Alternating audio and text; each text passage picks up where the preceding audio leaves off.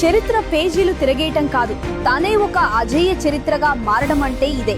1952 నుంచి నేటి వరకు అంటే దశాబ్దాలుగా ఎవ్వరికీ సాధ్యం కాని రాజకీయ రికార్డులన్నీ ప్రధాని మోదీ గారి ధాటికి ఒక్కొక్కటిగా బద్దలైపోతున్నాయి.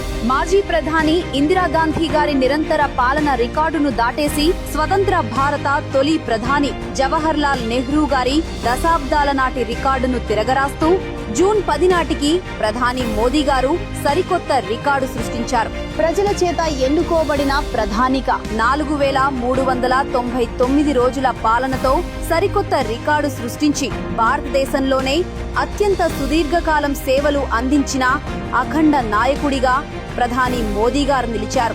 వరుసగా 3 సార్లు గెలిచిన ఏకైక హ్యాట్రిక్ ప్రధానమంత్రిగా, దేశ చరిత్రలోనే వరుసగా 2 సార్లు సంపూర్ణ మెజారిటీ సాధించిన ఏకైక కాంగ్రెసేతర నేతగా ప్రధాని మోదీ గారు రికార్డుకెక్కారు.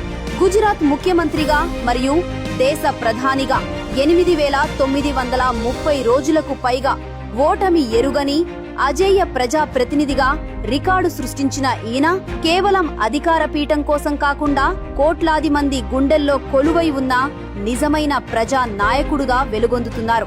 దేశాన్ని అన్ని రంగాల్లో అగ్రపథాన నిలబెడుతున్నారు.